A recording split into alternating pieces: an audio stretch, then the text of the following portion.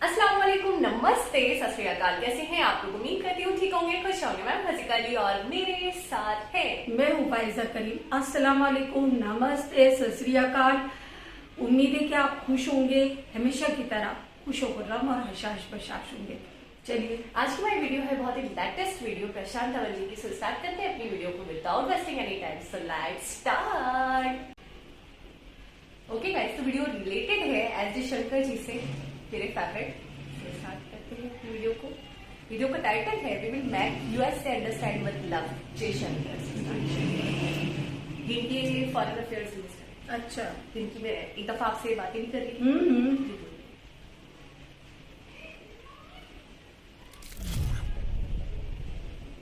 Hello and I welcome you all to world affairs. मैं हूं प्रशांत Dhawan. Now यहाँ पे आप ये जो लाइन देख रहे हो ना, प्यार से समझा देंगे, ये हाल ही में बहुत ज़्यादा न्यूज़ में थी। इस पर कई आर्टिकल पब्लिश हुए जब भारत के विदेश मंत्री ने यूएसए के संदर्भ में ये कहा कि प्यार से समझा देंगे।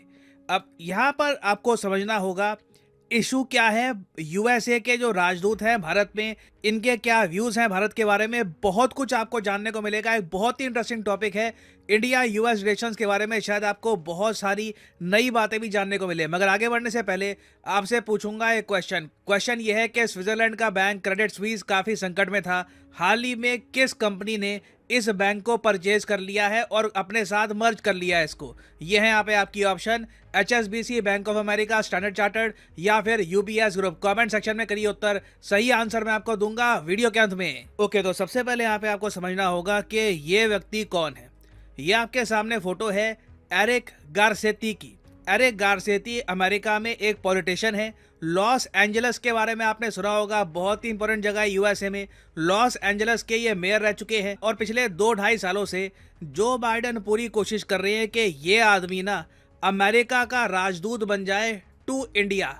बहुत ही इंपॉर्टेंट पोजीशन है।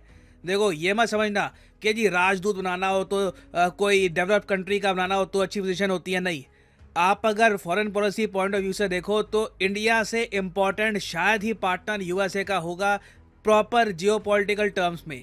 तो इंडिया में जो राजदूत ये भेजते हैं ना, वो बहुत इंपॉर्टेंट होता है। और अजीब बात देखिए, 2 से लेकर 2.5 साल हो गए यूएसए ने कोई प्रॉपर राजदूत भारत में भेजा ही नहीं।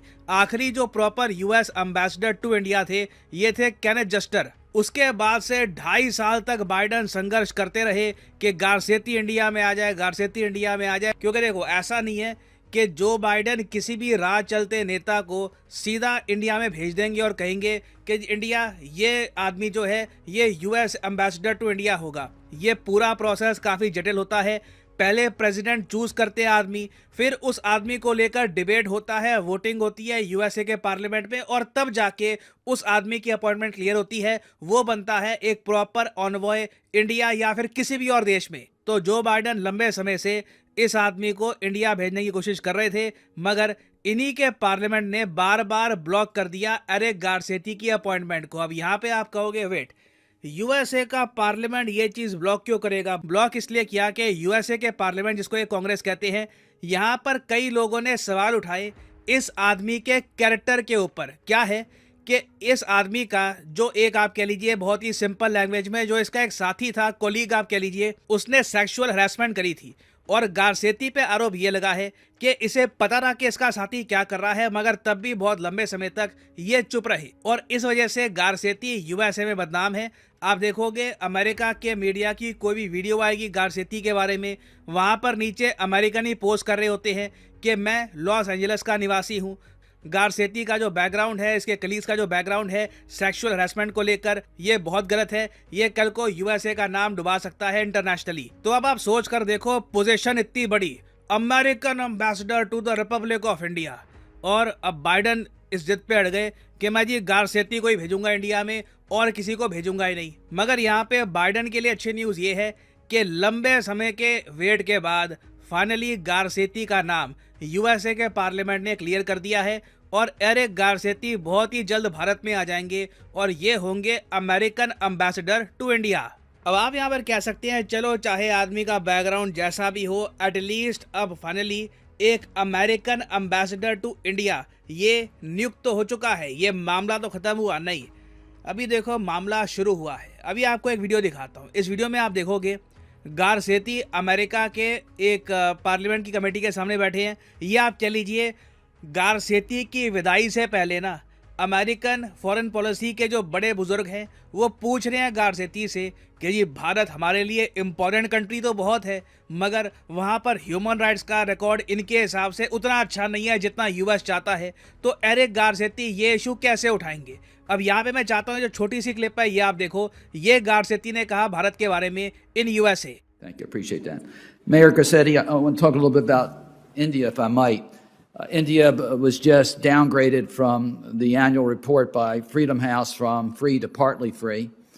They recently enacted a Citizenship Amendment Act that is very much aimed against the Muslim population within India. So the same question to you, if you could be a little more specific. India is an incredibly important strategic partner of the United States, but the human rights records there are certainly anything but the way we would like to see them. So how do you balance our need to work with India as a strategic partner, but making advancements on behalf of human rights? Well, thank you very much, Senator. There's no question that the U.S.-India relationship should be underpinned by our common commitment to democracy, to human rights, and to civil society. It's enshrined in our constitutions, the oldest democracy in the world and the largest democracy in the world. And human rights and defense of democracy is a pillar of our foreign policy. But to answer specifically, if confirmed, I will actively raise these issues. I'll raise them with humility. It's a two-way street on these. But I intend to engage directly with civil society. There are groups that are actively fighting for the human rights of people on the ground in India that will get direct engagement from me. We know that democracies are complicated. We can look at our own and at India's, but it's a cornerstone of our shared values. And I just want to say, for me, these will not be afterthoughts. My master's degree is in human rights and international law. I've fought for human rights on 4 different continents, and it'll be a core part of what I will pursue with my Indian counterparts if confirmed. I believe the Citizenship Amendment was passed just recently. The way it looks like it's going to be implemented, it'll be very discriminatory against the Muslim population, which is very, very large. So do we have your commitment that you will be a voice in regards to any discrimination against minority groups such as the Muslim population within India? Absolutely, Mr. Cardin. Thank you, Senator. And I would not only just bring it up, but it would not be something at the end as an obligation. It will be a core piece of what I'll be engaging my Indian counterparts if confirmed with. Thank you. Thank you, Mr. Chairman. Thank you. Senator Shaheen.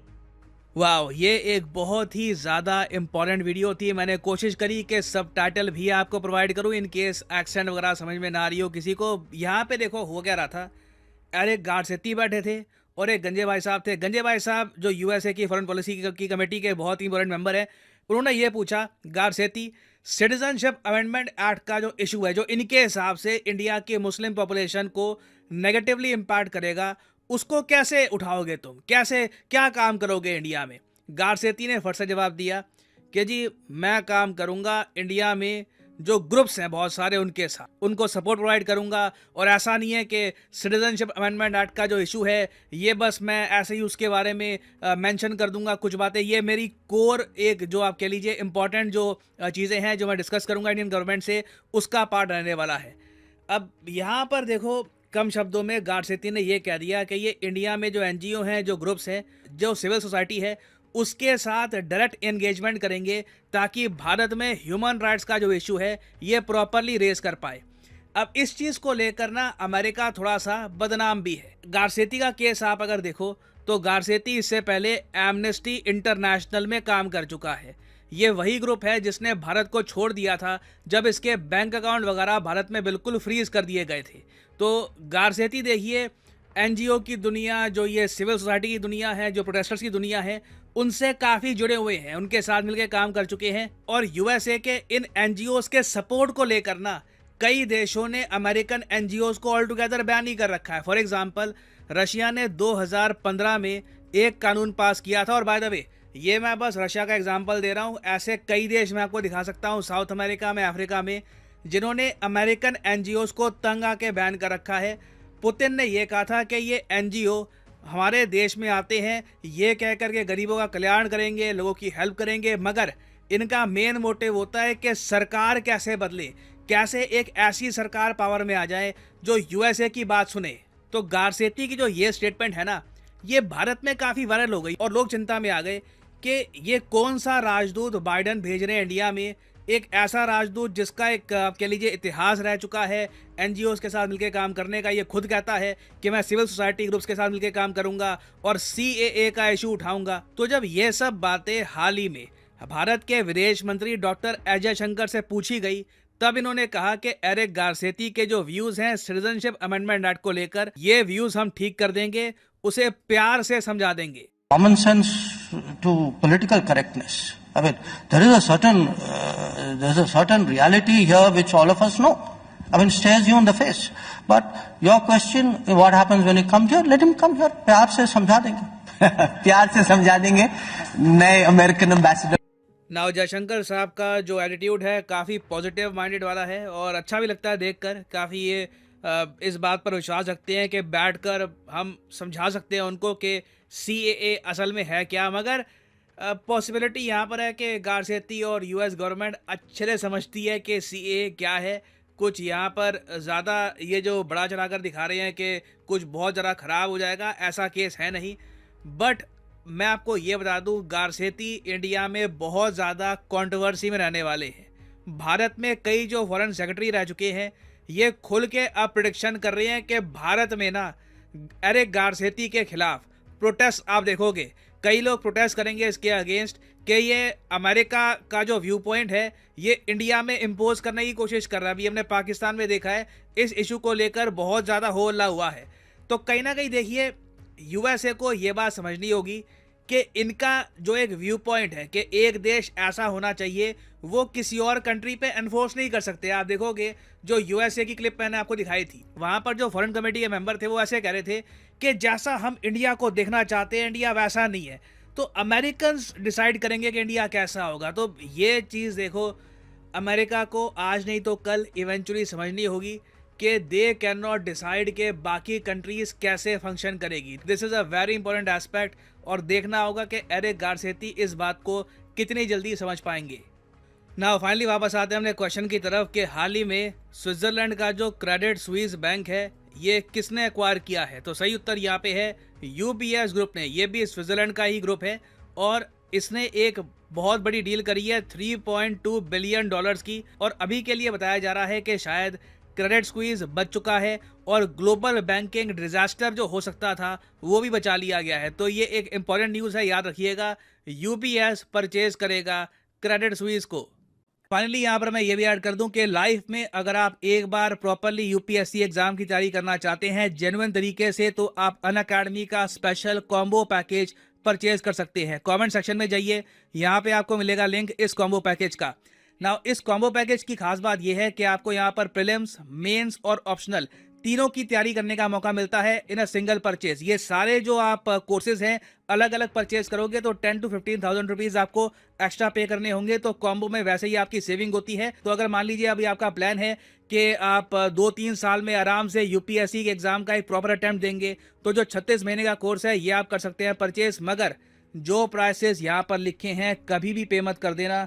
Simply यहाँ पर code use करो PD10 और prices गिरना start हो जाएंगे। The prices will start falling. सिर्फ 3,000 रुपए में यूपीएससी ऑप्शनल, प्रीलिम्स, मेंस तीनों की तैयारी आप कर सकते हैं with Unacademy. So use the code PD10 and save money. So इसी नोट के साथ ये है वीडियो का अंत। Thank you for listening and as always God bless you all.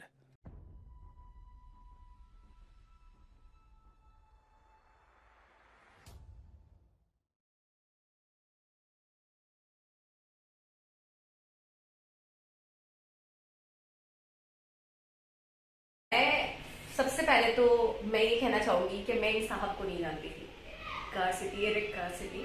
मैंने फर्स्ट टाइम नाम सुना है इनका और इतने अच्छे से एक्सप्लेन करा है प्रशांत धवन जी ने कि एक एक पॉइंट समझ में आ गया कि क्या रोल है, बैकग्राउंड क्या रहा है, फ्यूचर में क्या करने वाले हैं, दोनों कंट्रीज को के इनको लेकर रिव्यूज या इनको लेकर राय क्या है, सब कुछ क्लियर है कट टू कट। वही बातें रिपीट करूं तो वीडियो बहुत लंबी हो जाएगी, ऑलरेडी लंबी थी। लेकिन मुझे बस एक चीज समझ में नहीं आती, वो ये सिंपल तरीके से ये समझाऊंगी कि हम अपने घर में क्या करते हैं। जैसे कि आप हमारे घर की सरबराह हैं, आप और हमारे फादर, तो आपके हस्बैंड यानी के, तो हम अपने घर में क्या करते हैं। आप इतनी वजाहत क्यों दे रही हैं? आपको समझाने के लिए। मेरे हस्बैंड, आपके फादर, एक ही बात है। एक ही बात है। आप चलिए। मैं डिफरेंट रिश्तों से समझा रही थी आपको वो बात। अच्छा, तो हम अपने घर में क्या करते हैं, बिल्कुल। आप अपने घर का सिस्टम कैसे लेकर चलते हैं, हम सही। अपने आप को, अपने चीजों को कैसे फंक्शन करते हैं, ठीक। वो हमारा मसला है। अगर हम कुछ गलत करेंगे तो भरपाई हमें करनी है, भुगतना बिल्कुल। हमें ही है, ठीक है ना। हम किसी बिल्कुल। के साथ डिस्क्रिमिनेशन करते हैं, ह्यूमन राइट्स का ख्याल नहीं रखते, फोर सपोज चले उनकी बात लेकर चलते हैं। वैसे इतना है नहीं जितना वो शोषा बनाते हैं, जितना वो बढ़ा चढ़ा कर दिखाते हैं। मैंने अमेरिका की एक आदत देखी है कि उनका अगर 100% काम भी खराब है तो वो उसको कहते हैं कुछ नहीं 5 to 10% है। सामने वाले में अगर उनको 5% भी लैकनेस दिखती है तो उस 5% को भी वो 100% बना देते हैं। वो कि जी अमेरिका आपके लिए बहुत बड़ा मुद्दा है, हमारे लिए बहुत बड़ा कंसर्न है, हम बड़े फिक्रमंद हैं आपकी चीजों को लेकर। अरे यार, आप अपनी चीजों को लेकर फिक्रमंद हो ना, आप अपनी चीजों को देखो, बिल्कुल। आप अपने ह्यूमन राइट्स, आप उन ह्यूमन राइट्स की, अगर मैं आपसे बात करूं, आप ह्यूमन राइट्स का कितना ख्याल रखते हैं? आए दिन वहां पे प्रोटेस्ट होते रहते हैं, उनके लोग उनकी हुकूमतों से खुद खुश नहीं है। बिल्कुल। ठीक है, तो वहां पे भी डिस्क्रिमिनेशन है, हर कंट्री में ये चीजें देखने को मिलती है। अच्छा, आप मुझे एक बात बता दें, एक कंट्री बता दें, चाइना में हमें डिस्क्रिमिनेशन देखने को मिलती है मुस्लिम्स को लेकर। चाइना में कितना ज्यादा मसले मसाइल हुए थे बीच में, आपको याद है? हाँ, बिल्कुल। बॉडी पार्ट्स वगैरह का भी आपने सुना होगा। हाँ, बिल्कुल तो सुना था मैंने। मैं ये कहूंगी कि ये तो ऐसा लगता है मुझे अमेरिका का कि सामने वाले में उन्होंने अगर थोड़ा सा ना के बराबर भी कोई मसले देख लिए तो वो उसको इतना बड़ा मुद्दा बना देते हैं और उसको ये कहते हैं कि हम बड़ी फिक्रमंद हैं, हमें बड़ी फिक्र है, हम बड़ी मामार हैं। उनकी आदत है, हीरो कोई भी कमजोर पॉइंट दिख जाए, कोई कमजोर, कोई वीक पॉइंट उनको नजर आ जाए ना, उसी पे अटैक करते हैं। ये बाकायदा फंडिंग करते हैं। बिल्कुल, दूसरे मुल्कों से होती है। हाँ, दूसरे मुल्कों से होती है और मुख्तलिफ बाकायदा- मुल्कों के लोग हाँ, होते हैं जो एनजीओ वगैरह से, उनका ये पूरी चेन होती है, चैन होती है चेन और होती है। बाकायदा ये इतनी ताकत रखते हैं, इतनी पावर रखते हैं कि हुकूमत को गिराने में, हुकूमत को तब्दील करवाने में इनका बहुत बड़ा हाथ होता है।